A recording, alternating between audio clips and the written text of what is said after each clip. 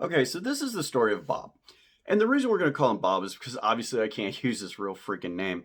And my wife said that idiot couldn't be used as a proper name. So we're going with Bob.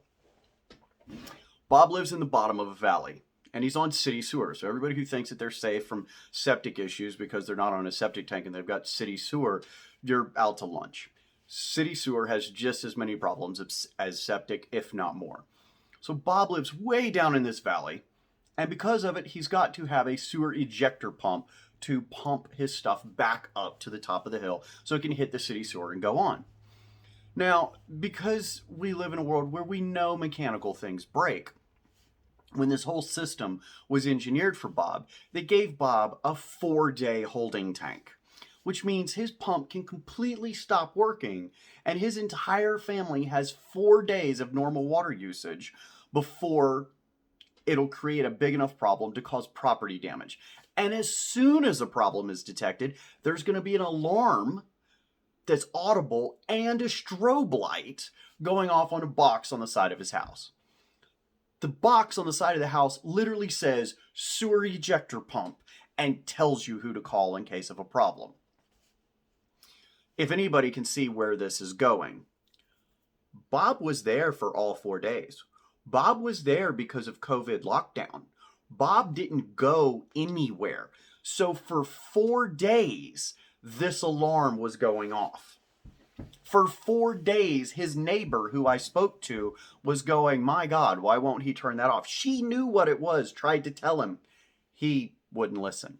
In any event, in Bob's infinite wisdom and inexplicable conquering of the mastery of life, Bob calls the power company.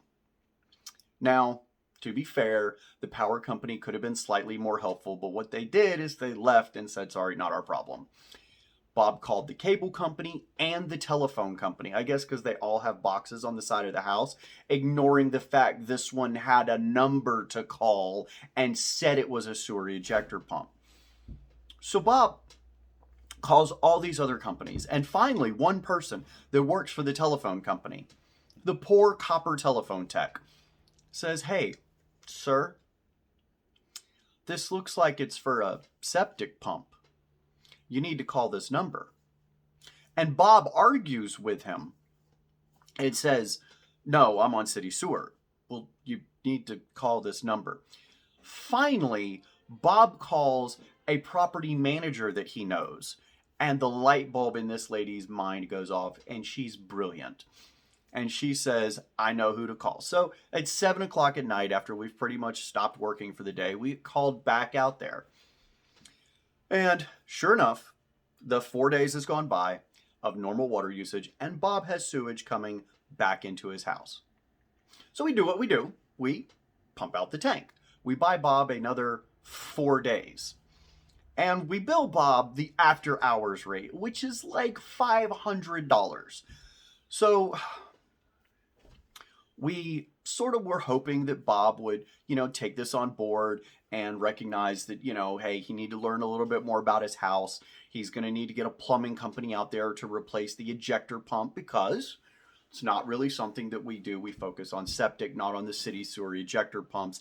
I don't want the liability that goes with those. So we strongly encouraged Bob. We were like, listen, Bob, please don't use any more water because the plumber that's going to come out is going to have to change this pump and he has to get to it. So please don't use any water and call a plumber and get this fixed so that you can continue to function as normal. And Bob is pissed with us that we don't have a replacement pump on our truck. There's hundreds of types of pumps. Maybe you could get by with carrying 10, 15, 20. The supply houses are closed. It's after hours. We're just there to get him back up and online. But Bob has just this attitude with us because we didn't solve the entire problem. And I'm like, bud, this is your house and you're obviously failing at home ownership, maintenance, and everything else. So please, if you own a home, one, don't be Bob. Please don't be Bob. But two, try to just really figure out when your shit breaks and do a little bit of maintenance. I mean, take a walk around your house, you know, like once a year, maybe, and look at, like, you know, peeling paint, chipping, worn wires on the HVAC system. Maybe your vacuum line isn't properly insulated. You know, maybe you got some tree roots that are causing some foundation problems. But like, take a look at your house, because I have a feeling if Bob did any maintenance on his house, a lot of these things wouldn't be quite so surprising to poor Bob.